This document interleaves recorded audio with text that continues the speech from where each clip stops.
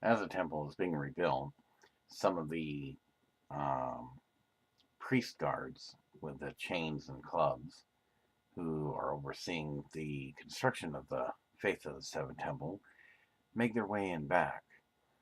They come upon a site that, though it was merely rubble, it appears has been disturbed. Um, what is this? Rubble. I know that. Look again. The one of them with the chains and clubs seems a little bit stern about this. Well, it looks like something's been moved. Exactly. Has anybody been back here? Not that I'm aware of. But then again, it was early in the morning. He looks around, peers inside. Fortunately, he doesn't discover the wooden box that um, had been prepared in case Margie would have lost her yet to be born child of King Tommen's, who would have been at that time rightful heir to the Iron Throne of Swords for the realm of the kingdom. And as he pulls his head back out, it looks like somebody tore the door apart here. And so as they look about, they don't seem to find any footprints. It appears somebody was looking for something. Perhaps. I have to report this to the new faith of the seven priests, since that is my duty. In the meantime, keep your eyes open in case somebody should be wandering around where they shouldn't. This is a construction site, and nobody should just be walking about, even if the temple is not finished. You will do as King Johnston has ordered by his decree, and report that all is gone well. Very well then. So with that, the priest guard with the chains and billy club goes to report his discovery of findings, and thus the building of the temple continues.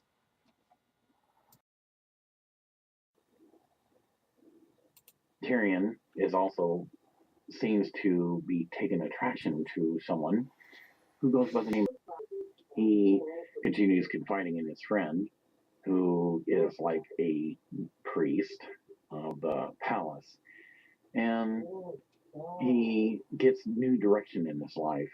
He knows he can't be depressed of everything that has happened and transpired, and seems to um, go into, though he only has maybe a little bit of shame of things that has happened, then goes into the resigning shame to solitude. But in the meantime, he is encouraged that if there be an attraction, perhaps having someone in his life can give him new motivation and inspiration. Tyrien takes this into consideration, and so he starts seeing her more often. In the meantime, Tyrien decides then, after having consulted his friend, Lord Paes, to go pay Marcella a visit once again, as he's already been seeing her now for quite some time. I am not disturbing you, am I? No, please come in, Tyrien. I always enjoy your visits. Well, that is good. I always seem to enjoy yours as well. I'm not very good at this kind of thing. The last time I was close to somebody, well, I know you wouldn't do this, but she had betrayed me when I was falsely accused of poisoning my nephew, former King Joffrey, though he probably had it coming to him. And that wouldn't be something I would have done myself. And then proceeded to have sexual relations with my father, who also, as hand of the king to former King Joffrey, to be judge, and because I'm a bastard, and blames me for the death of my mother because of my birth, didn't care if I was innocent or guilty. He wanted to see me executed for what befell Joffrey. Well, I hope you don't think that I would be like this. No, I don't. I, well, he pulls out a gift. We usually don't do this, but I wanted to offer you a gift. I was wondering if you would ever consider, though I be, well, obviously short. Some people call me dwarf. Others refer to me as a bastard. Well, I will not refer to you this way. And while others may call you that, I will not. And if you have any true feelings for me and respect for me, you won't refer to yourself this way either. Ah, well, all right then. I have no problem with that. But please continue. Well, would you ever consider, though I be short, having me as a suitor? She has a big smile on her face. Tyrien, I've been waiting for this. You have? Well, how come you never said nothing? Well, obviously it's the man's position to make such a proposal. Well spoken, yes, you are right. And yes, I would consider it. You would? Well, I mean, well, that's good. Um, I need new redirection in my life, and well, I, of course, like many people who are of normal stature, would probably say that I'm not going to get any younger, and I would just like the rest of my days to be good ones to remember, and they shall be, Tyrien. So, why don't you just come out and stand? All right. Will you have me as your husband? Yes, I will, Tyrion. And so he seems very delighted. She accepts the gift greatly as a form of wedding proposal. And so with that, they kiss for the longest time, and Tyrion, for the first time, has a new love in his life. And indeed, his life takes redirection.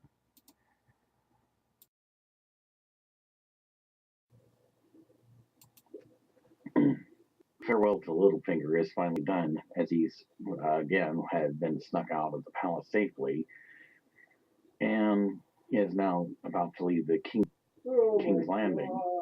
So, in which case, then he has to chooses to go to also Redstone or Dragonstone Island, not knowing that Sansa and Ariana and Bren, who is the crippled young brother of the two sisters, are already there. So, in which case, it becomes the scene of his departing on a ship to the island of where they are at, not knowing to come across to them. In the meantime,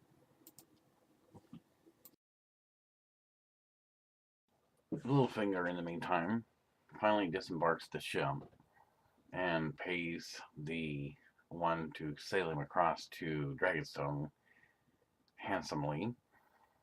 Remember, you did not see me here. I understand, my lord. And so with that, he continues walking. Well, now, safe at last. No better way to hide than out in the open. Then nobody will know that I have left. So, what kind of trouble can I get into now? So he kind of looks about, checking things out, shops, uh, marketplace stands, and notices that there's certain things missing, which leaves him an opportunity to turn a few coins and start a business of his own that he is quite skilled in. Well, every single man, or one who is lonely from battle, should have some pleasures. I think I know what I'm going to start. So he goes and talks to someone who rents or owns certain shut down shops and pays a very handsome price for the building and decides to open up a brothel because it is something he is accustomed to and it's one of his skills of turning coin at best. But he also has somebody to be in charge because it's not like he would be out at this place 24 days of the week or for long periods of time. So with that, the building starts getting renovated and decorated to attract single men and maybe even sometimes women who wish to work for him, or for women who sometimes have fantasies or sensual temptations to mating with other women, though it would be considered an abomination by the gods of fire and ice and are not of the Valyrian Targaryen beliefs. But it is something that he's well accustomed to.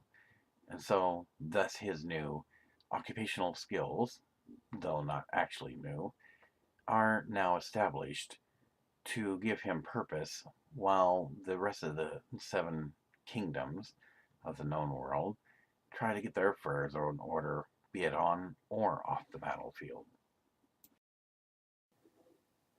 The Faith of the Seven do many ceremonies to recommemorate and dedicate their faith within the temple, reestablishing their priests with the markings on their head and weapons they carry with wearing chains.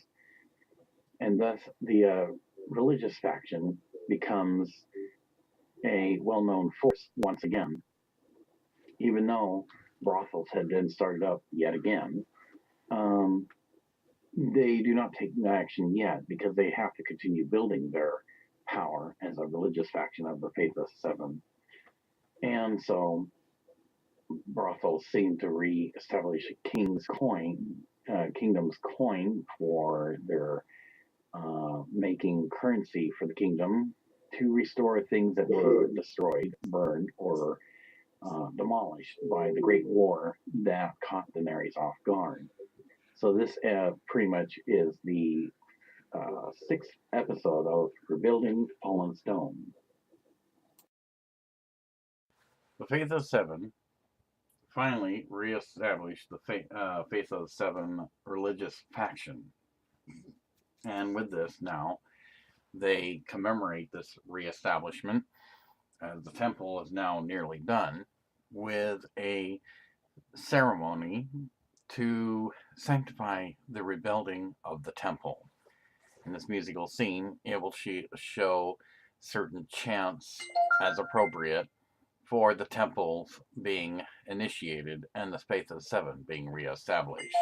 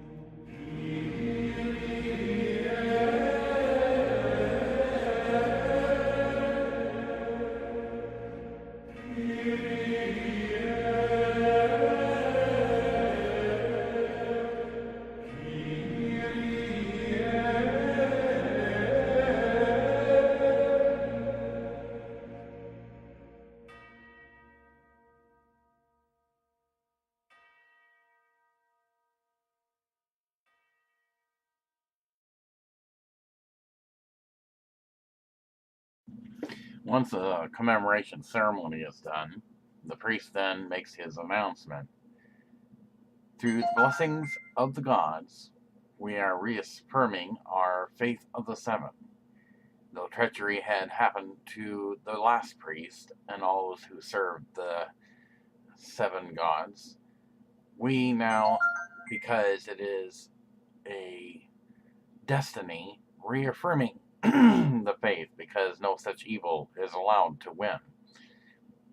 Therefore, let this commemoration be official and confirmed that upon completion of the building, the faith of the seven still stands. As Queen Margarie comes to, Queen Mary then comforts her a bit, gets her comfortable, and starts cleaning her face up. How long you been in there? I don't remember. I was knocked out after a major explosion. I tried to get everybody to realize there was something wrong when the Queen Mother didn't show up. And nobody would listen to me, and they wouldn't let me leave. But I somehow, by some miracle, just before a major explosion, was able to get up these stairs to a back area. And it led down a single flight of stairs to this area with a dirt floor, like an emergency exit or something, in case one had to escape for some reason, though it's never been used, and I managed to get in there, but then all of a sudden there was a bunch of noise and couldn't get out.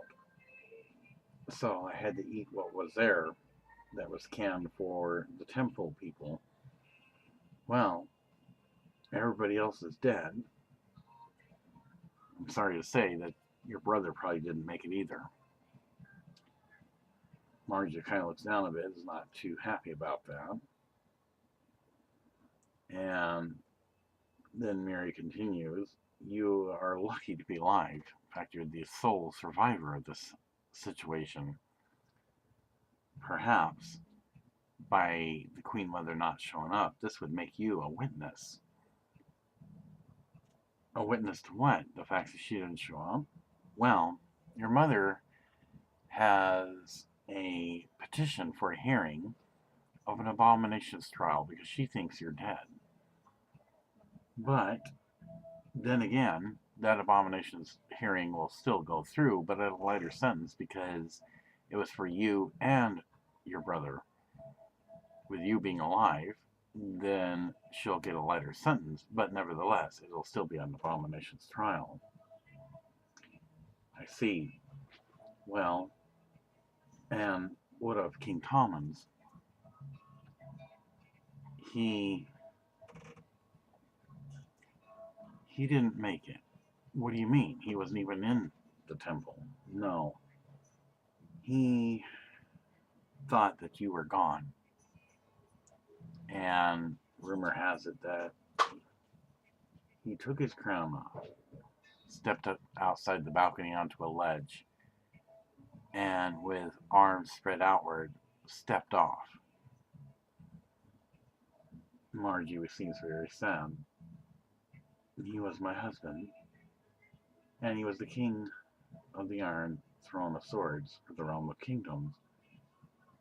I am sorry for your loss. It is okay. He and I would have been parents soon. Parents? You mean... Yes, she looks down. Fortunately, I managed to not only keep myself alive, but I felt the baby kick. Oh my god. You're pregnant? Yes. And it's a good thing you found me because I think I'm ready to have our King Tommen and I's child. My water broke. I see. We'll be able to take care of this right away. So Queen Mary then catches a servant walk by. Get a doctor and the nurse now. We got a baby coming. Oh my gosh. And so they run off to go get the palace physician and their nurse. We will take care of this right now. I'm sure your baby will be fine, so you don't need to worry. I'm sure you will too. I managed to land in such a way that I made sure not to land on my belly. So, in any case, at least we get to see your sweet face. Well, you are my hero. Well, thank you. My husband, King Johnston, who your mother had contacted because he's a distant cousin of King Thomas, sits on the throne now. There was a great battle, and Daenerys Stormborn of the House Targaryen invaded Kingslanding with 3 dragons, all of the Unsullied warriors that follow her command, and a savage race of Dothraki. It's a good thing you were tied up. As she continues, um, she tells Queen Margarie then, you know, you should be thankful by the gods that you were trapped behind the rubble in the escape exit of the temple, because the Dothraki, the savage race, Daenerys didn't even try to stop them, let alone, um, well, she pretty much said they do whatever they want, and so they were raping young girls and women. So you would have been raped. Yes, well, praise be the gods, then I guess I was trapped. It spared me of that because I am pregnant with a child and due to have the child now as we speak. Yes. So, no injury to the child either. Well, anything else happened while I was trapped? Well, the 7 known kingdoms, not all, but most of them, except for those who either refuse to get involved or remain neutral, joined together with strangers beyond the known world, some from the far west, known as dragon slayers, and then from the southwest, known as dragon warriors, who had 20,000 men and women at their command, and at least 3 to 5 assassins, highly skilled from beyond the known world on the very tip of Esseros. Great was the battle that followed. Though Daenerys only had been in King's Landing about anywhere from 3 to 6 months, it was at the very end of the 6 months, or 3 months, that she had the throne for 3 days. She was going to marry a man named Jon Snow. But this soon ended, and the truth came out that he was risen from the dead by a woman in red. Oh my gosh. So, you missed quite a bit while being trapped. Fortunately, you had enough food to keep you alive. Yes, thank goodness for that, by the gods as well. Soon, then the vision came in with the nurse. Alright, well, we need to get her prepped, because I'm sure it's going to be a matter of time before she starts feeling the pains and time to give birth. Well, I will be back when the position is done, and we will go from there and try to catch you up on other things. Very well. Thank you again, Queen Miri. Thank you again, Queen Miri. I will going to inform my husband of this, and he may have some questions for you as well. Thank you again for your kindness and everything and freeing me from the debris, as I would have not been able to get out myself. You are truly welcome, and you are our guest. And so with that, she takes her leave as a physician, perhaps Queen Margarie, giving birth to her now deceased young King Tommen's child, who was to be the heir to the throne of swords for the realm of the kingdom.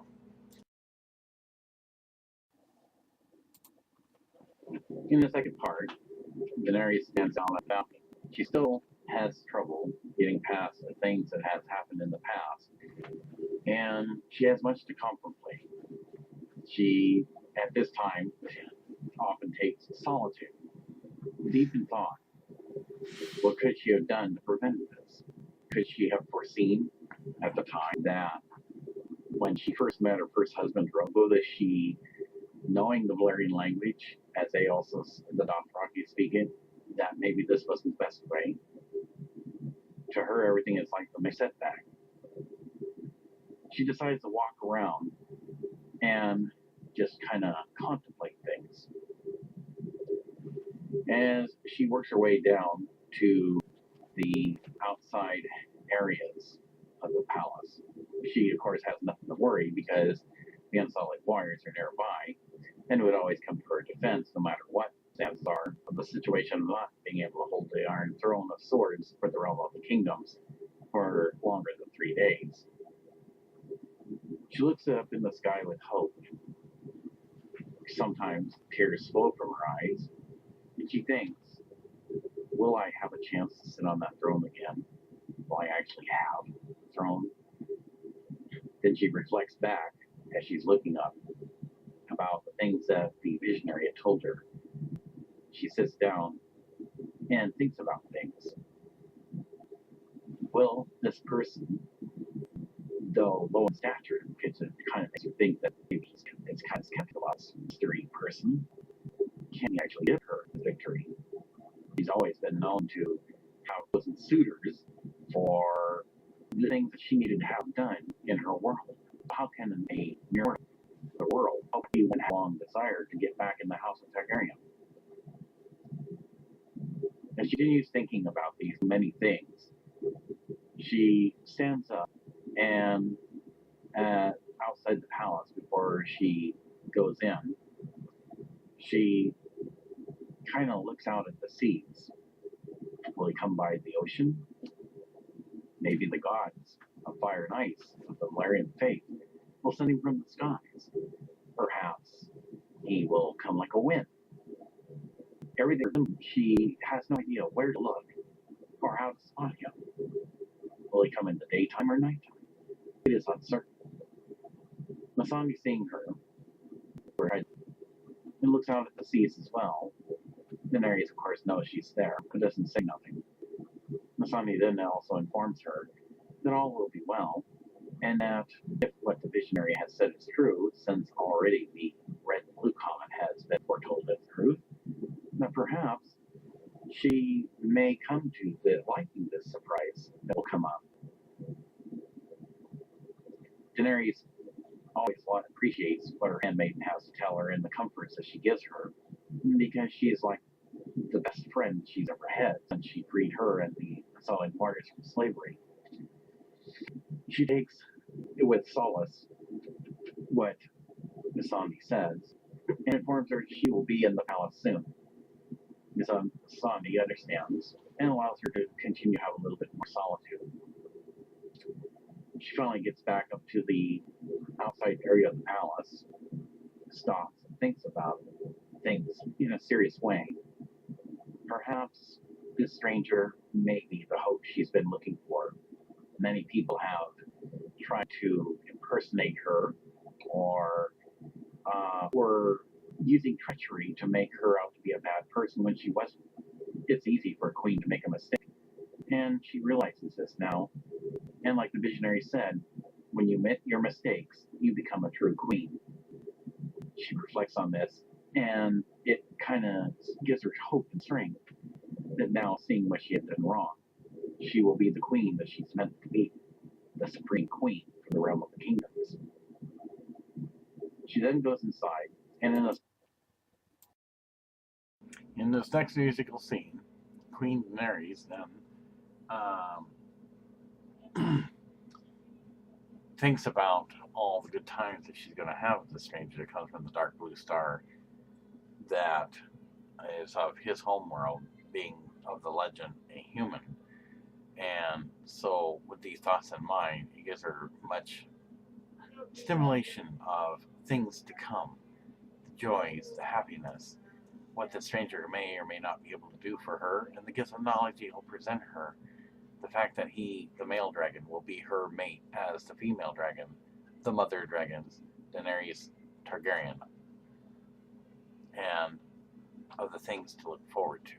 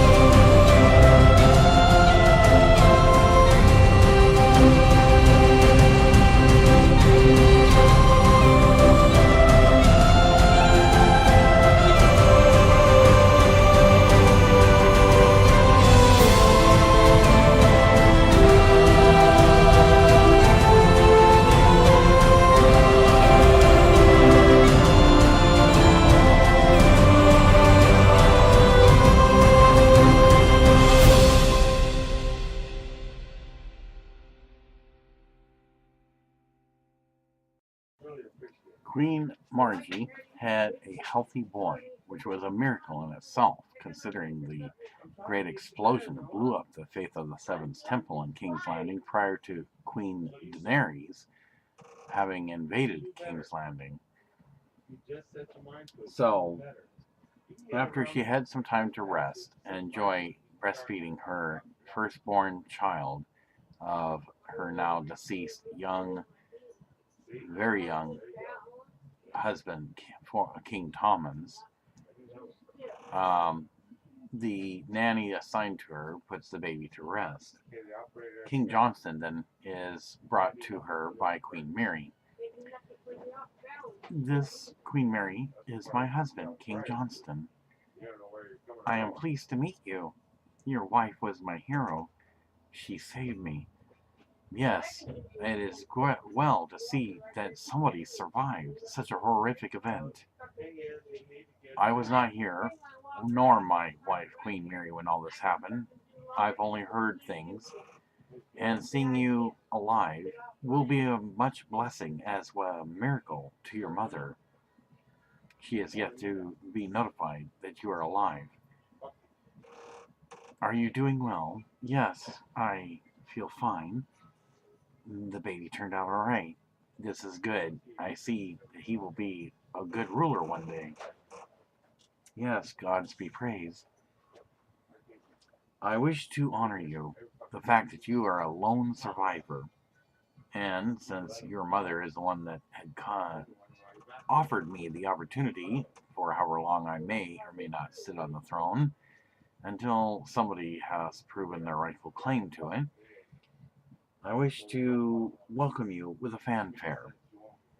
Do you feel up to riding? Yes, I do. Well then, since you've had some time to rest, we will have a horse mounted and full banners. We will have you start at the end of the city, riding to the palace, so that they all may see that you are alive.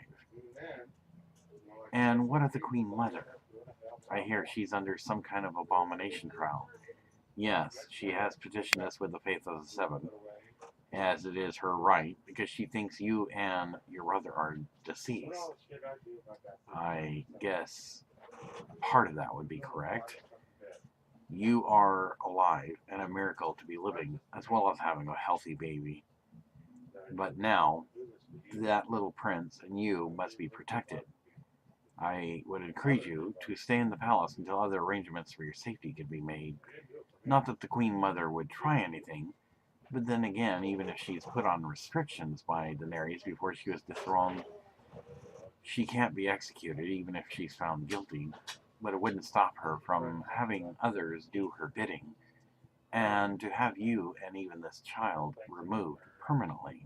You do understand what I'm talking about, don't you? Yes, she is not one to be trusted. The fact that my husband committed suicide because he thought I was dead, I hate her with all my heart and soul. One day, she's going to get what is rightfully due her.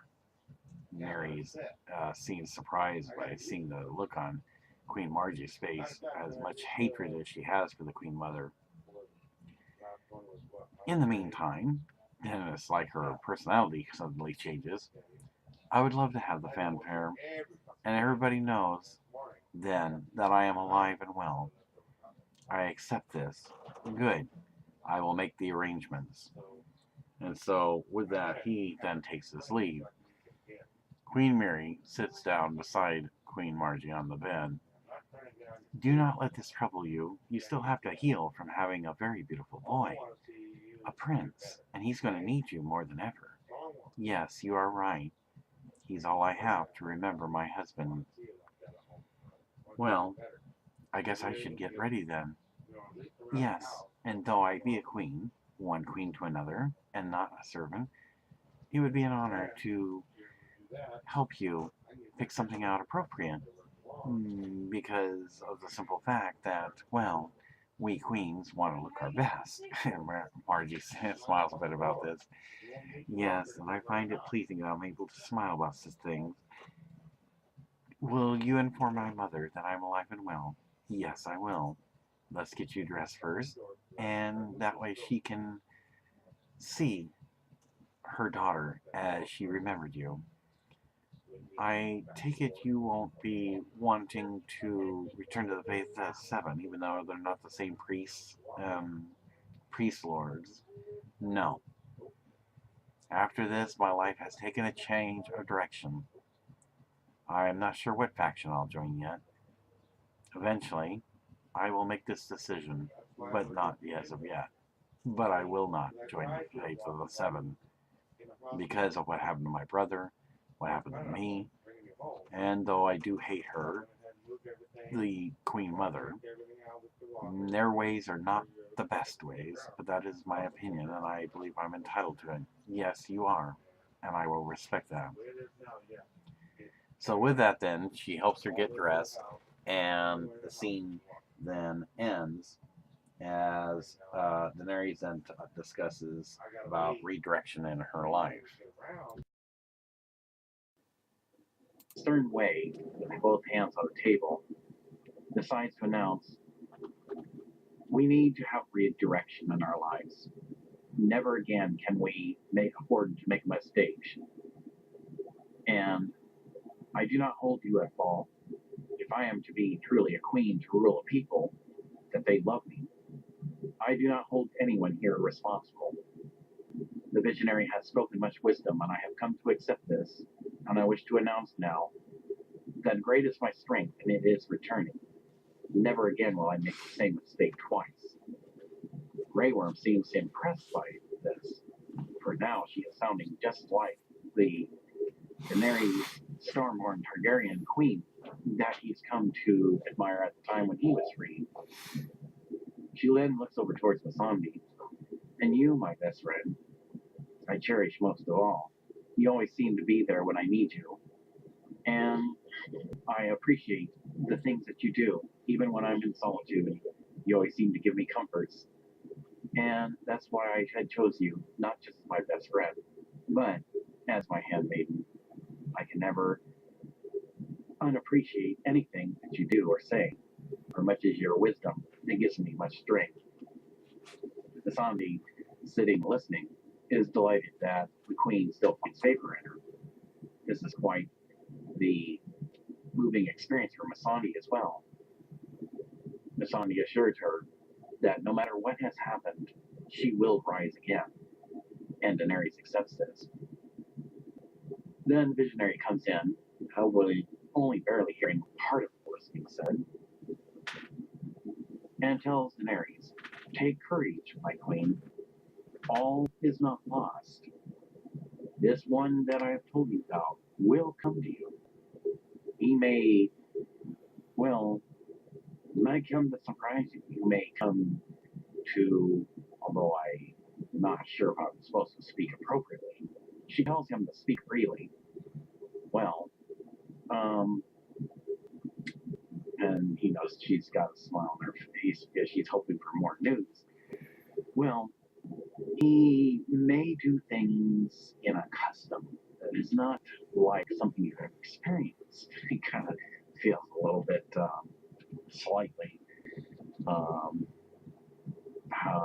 do you say, probably not necessarily uncomfortable, but reluctant to give her certain information that, because her being a young queen who seems to have the girlish face because of the sensations that she may be getting, you may find that he may act in a way that's not like the men of your world.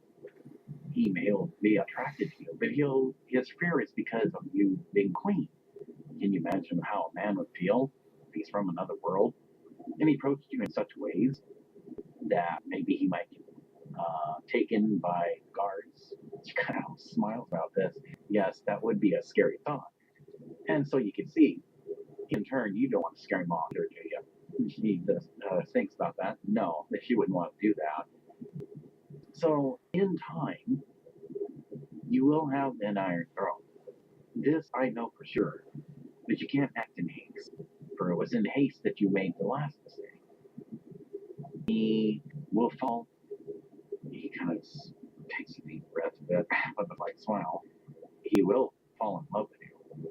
She kind of delights in this. And you will fall in love with him. And great will be the love that you will have for each other. Is this all that you have to report? She asked.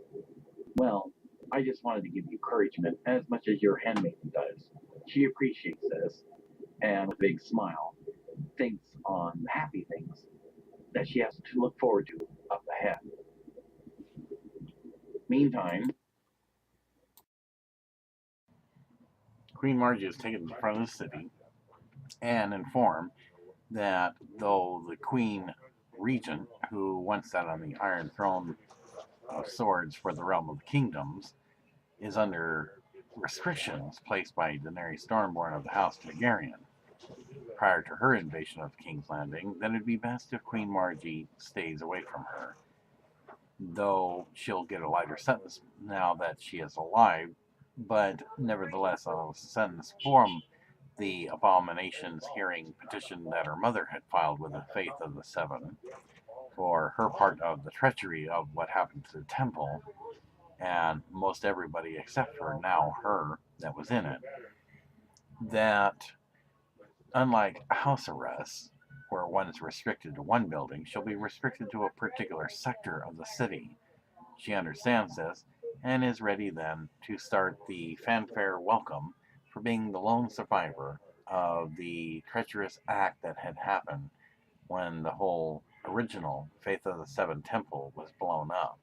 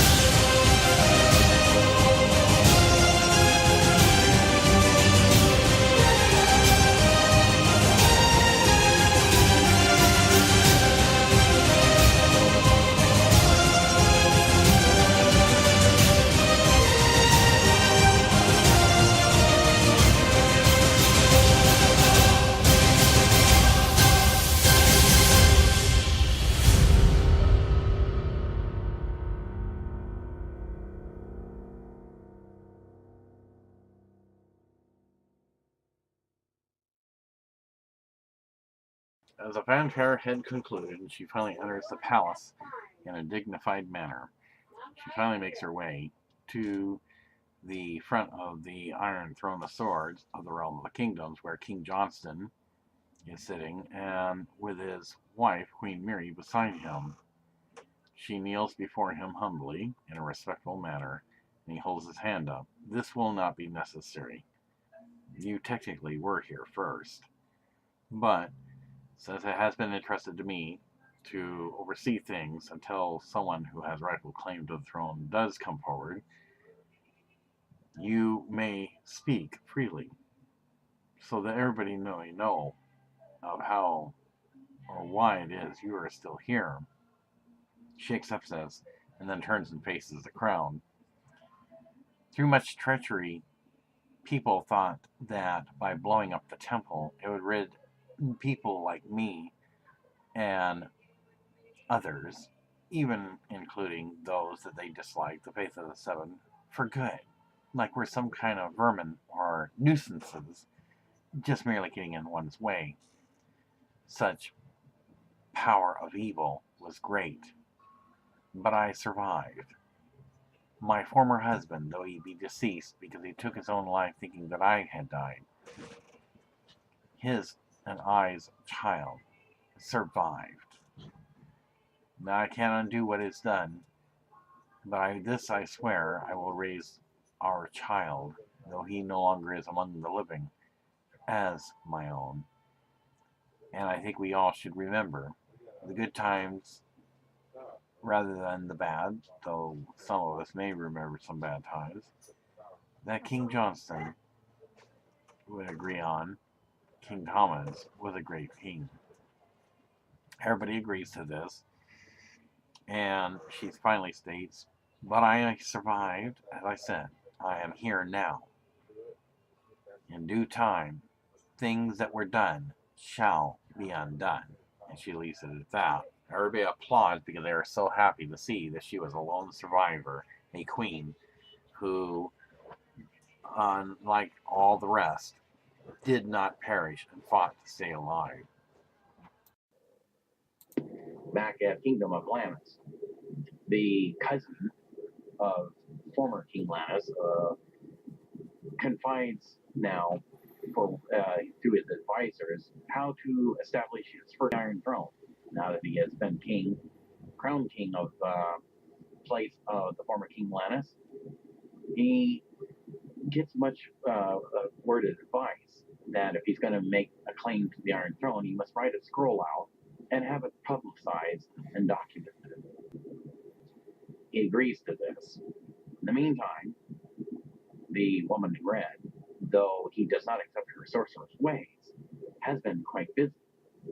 She, of course, worships her fire god and has seen a vision as well, not like that of the visionary that Daenerys has, but tells King Lannis, though it is not clear yet, the fire god of whom she serves has given her a vision, and though that he does not agree with her sorcerer's ways, it is the best way for her to give him good advice, so he accepts this and tells him that the only thing she can tell through the fires for which she has seen the vision, and that there's going to be another coming from another world. She doesn't know when, but could cause problems for him to get the Iron Throne. He does not like the sound of this, and he decides then to trust her with her spiritual ways. She tells him that it won't be until after he shows up that we should try to catch him and allow her to do the things that he does not approve of, only because if it were as a legend to have two dragons in the world, this could be a great problem for him. For it's bad enough that you have mother dragons. Can you imagine how bad it would be if there was a male dragon? You think about this, and that does sound very disturbing. To have two dragons in the world would be quite the historical moment for the world, and it's something that he does not want to see happen. So he agrees to allow her to have her ways, so long as it does not involve burning innocent people or children at the stake. Because, as he said before, if he ever finds out this, he will kill her himself. So she knows not to overstep her bounds, because he does not submit or support the killing of innocent people. children by burning at the stake. At least he has one thing in his favor. He does have dignity and honor. So with that, then it ends the scene of the best friend of Tyrion giving him much advice. Instead of going through solitude, take pleasures in the days ahead, for he foresees Tyrion getting married, and eventually they will even have a child. He's not a visionary, but he has consulted with one about certain things, and that Tyrion could have a very wonderful life. All he has to do is reach out and grasp the opportunity while it's there. Tyrion likes the sound of this, and so eventually his mood does change. He has a good grin on his face and looks forward to pleasant things to come. So with that, they both walk off then, discussing many things about how he should win the heart of the one that has caught his eye. And thus ends, finally, this episode. After the procession of Tyrion taking a wife, Marcella, they then are very happy to see that he is now in a happier mood, no longer in a despairing mood because he got stripped of being Hand of the Queen by Daenerys, and at the same time has taken redirection on his life. He has many plans for going on a honeymoon. So, Tyrion, Lord Varys inquires, where shall you go? I mean, you do have a honeymoon coming, don't you? Yes, I do. Well, I kind of reflected that I thought perhaps having my wife with me might kind of lighten the mood when I make my trip to Esseros. Esseros. Well, I thought I might swing by Mareen. You wouldn't be, by any chance, going to the Pyramid Palace, would you? Yes, why would you ask? Well, I thought she didn't want to see you again. Yes, but like I said, she said it wasn't permanent. She just didn't want me to go with her at the time she was dethroned. Oh, okay. So, I suppose then you are going to go, regardless of anything I try to tell you to talk you out of it. Well, it's not like I have anything to worry about. And who knows, maybe Daenerys will, I don't know, take a liking to Marcella. I was thinking that perhaps if she permitted me to, maybe we might get a place, and have a place away from Kingslanding so we can always have a place of escape, not just on a mere honeymoon. And that reminds me, where in the world did I ever come up with that honeymoon? That's not something we usually do. Well, rumor has it that Esseros has a visionary to talk to Daenerys about some things, and that somebody is due to come to this world of ours, not of any known seven kingdoms or of our world, that he'll have strange customs, and this thing called a honeymoon will be one of them. Perhaps you may have heard somebody talking about it. He kind of thinks about it for a moment. As a matter of fact, I did hear somebody say that, and I guess it kind of stuck in my head. Huh, that's interesting. Well, in any case, then, you'll be the first to enact on something that is a human tradition, since I guess this human is one of legend, a dark blue star, and now you don't have to just merely use the word human, because you're going to meet one for the first time, I would have most likely suspect. Well, won't that be interesting? I wonder what he's going to be like. Well, since you're heading to Esseros, perhaps Daenerys will share the news that you've only heard rumors about. Yes, well, that could be interesting. Well, I don't see any reason for me to linger any longer. You're a good friend, Laris. You take care of yourself, and you do the same, Tyrion. I hope that she'll be in better mood and spirits when you get there, for I heard she has taken a time of mourning for the great loss that she's had. Yes, well, I do too. I don't think she's going to act treacherously on me, but I'll be prepared nevertheless. If she wants me to leave, I will. Well, I will be here should anything happen that you need to turn back. Well, I would like to speak. Go ahead. I would like to give her the benefit of the doubt that um, Queen Deanerys and I might hit it off. Perhaps, if anything, she'll let us stay only because she'll see me present and we'll have some good conversation. Now, that would be interesting. Perhaps you might have something there. Well, you two have a great time, and congratulations on your betrothal. Well, thank you, Valaris. And so with that, he kisses his wife, who stoops over to kiss Tyrien for quite some time, and then they take off to begin their journey.